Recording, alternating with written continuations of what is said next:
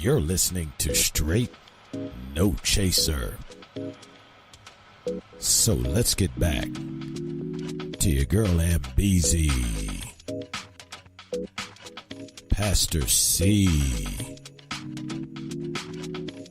and the Chief.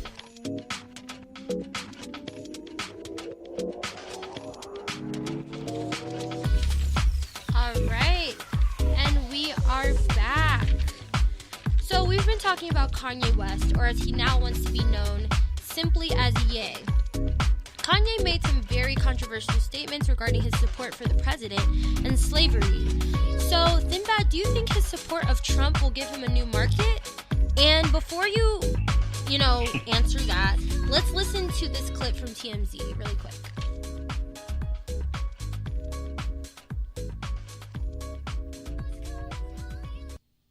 Right? So, in 1865, the 13th Amendment stated that no man is destined to slavery or involuntary servitude unless convicted of a crime.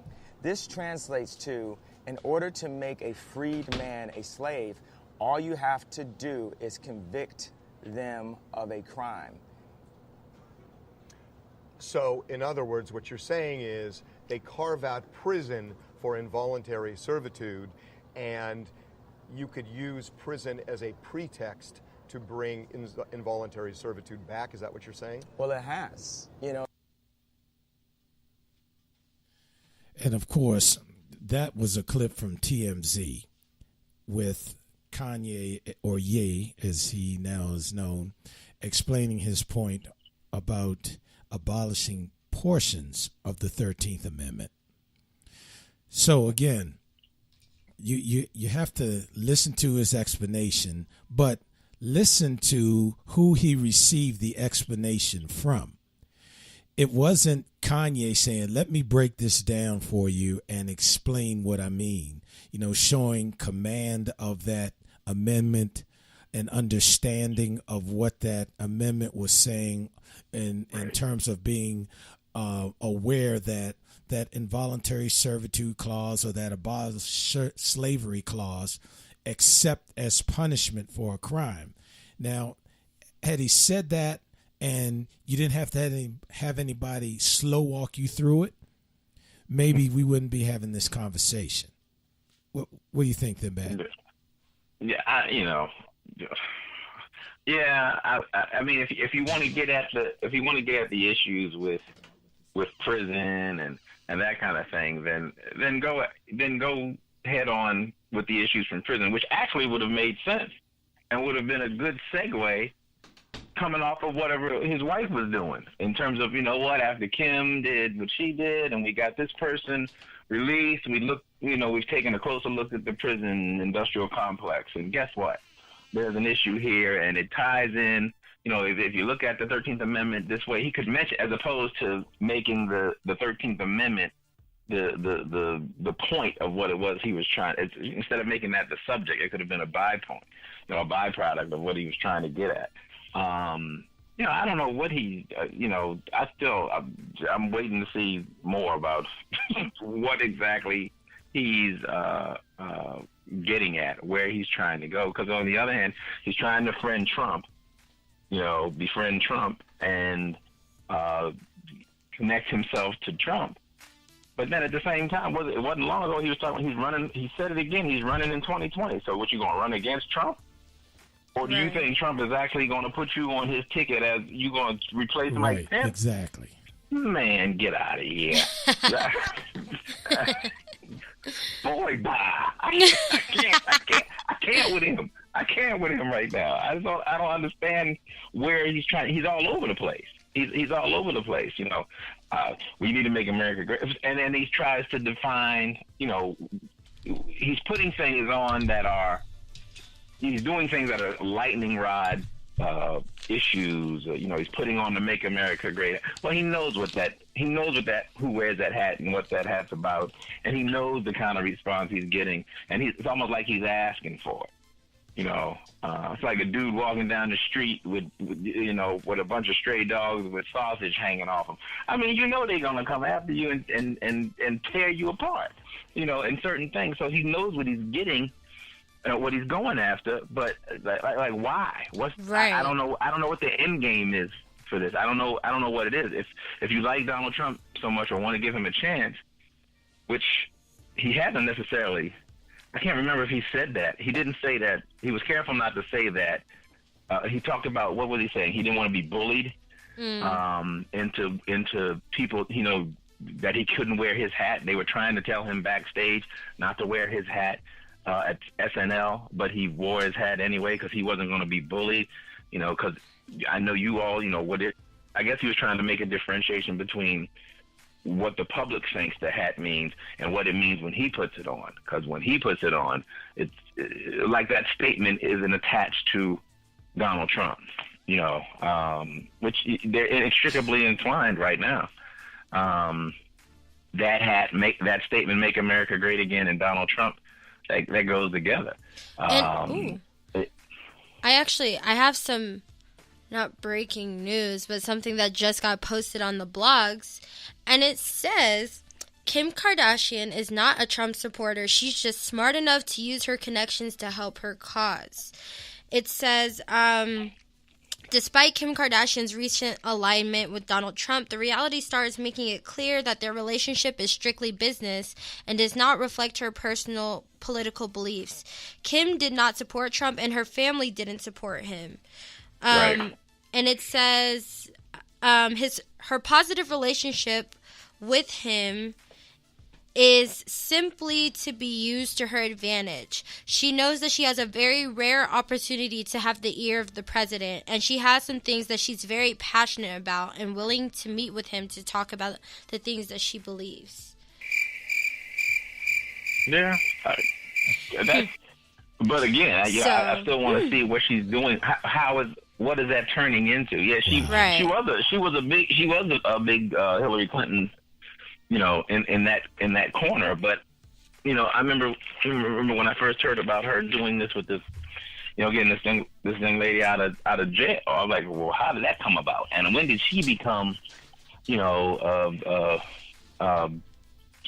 it, Aaron Brockovich or something? Where she's gonna go around and take on the causes of all these folks. And again, I haven't heard anything else since. Right. And there's a whole lot of stuff out there, a whole lot of hurting people that could be helped if you're serious about it.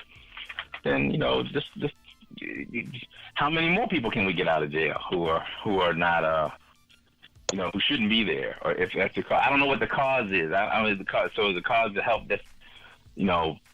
Every person whose email you happen to answer.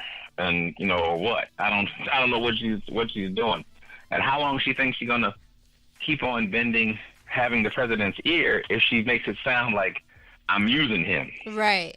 Exactly. Right. And my other question to you guys is, now, using that same model, do you think this is genuine on Kanye's behalf, or do you think, this is another source of a following that I can get for my music? See, I honestly don't think that this will help his music at all.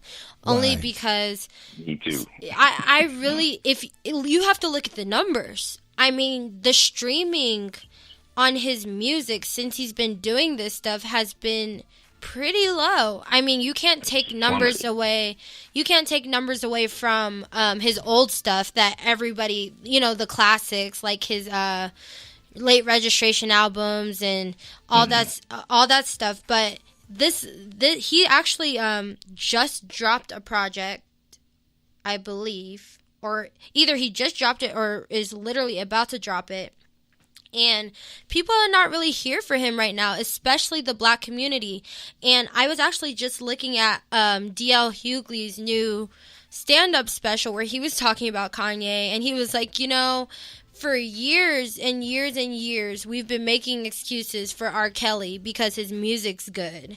But it's to the point where, we used to make excuses for Kanye, like, oh, he hasn't been right since his mama died and blah, blah, blah, yada, yada, yada. But it's literally gotten to the point where people are really fed up. And, I really think that this Make America Great Again stuff is not rubbing people the right way. Now, granted, I mean, he might be gaining some of those Trump supporters as listeners, but as we've seen with Nike, there are, if you want to go by numbers, you know, when Nike came out with the Kaepernick campaign, people were like, oh, they're not going to sell as much stuff and blah, blah, blah. Obviously, there were more people supporting that cause than not supporting that cause because Nike just skyrocketed with sales after that. And I think you'll see the same thing with Trump. I mean, with Kanye. Even though he may gain supporters from, you know, Trump's pool of followers, I think he's actually going to be making a sacrifice with his real music fans, because most diehard Kanye fans are people from old Kanye, and they're mostly people that listen to like Nas, Jay-Z. Watch the Throne was him and Jay-Z. Like the people who listen to Kanye are the people who listened to Kanye when he was really up in that neo soul hardcore hip hop era. And those are, if you connect the dots, the people that listen to his music are the people from the Black community who thought he was spitting real stuff. Like they really love his music for that reason. And I just think that this is taking it too far. It's almost like a slap in the face for the Black community. And, you know, nobody defended Kanye like the Black community. He's been doing crazy stuff for years, and, you know, after the Taylor Swift thing, oh, you know, Kanye ain't been right since this, and oh, blah, blah, blah, blah. Like, I mean, we've had his back for so many years, and I think this was not, in any form, a move to help his music at all, in my opinion. I can't see where it's helping his music at all. I mean, even, you know, the type of, you know, his music, when he put out, what, I can't remember which album it was, but there was like only 7 tracks on it. Mm-hmm. And then when he went touring on some of it, you know, I remember them saying he'd spent an inordinate amount of time, and unlike his wife, Kim Kardashian, he said he supported Trump. So I guess she meant the Kardashians. If she said her family doesn't support him, then she must have not be counting Kanye as her family, which is a whole other set of problems he'll have. That's true. But he was spending so much time talking about the president in his in between songs, and people were getting turned off. Some of the, you know, the people who loved his music, they didn't want to hear it. They didn't go there to hear any kind of political, you know, thing. And then, you know, the guy is sitting there talking about, you know, he referred to the president at one point as like his brother and said that they shared dragon energy. The boy is losing it. Really? Honestly. Yeah. And you know what? And let me just also take a minute, Thin Bad, to remind our listeners, you can call us at 702-425-7789. 702-425-7789, or you can chat with us live. So, you know, what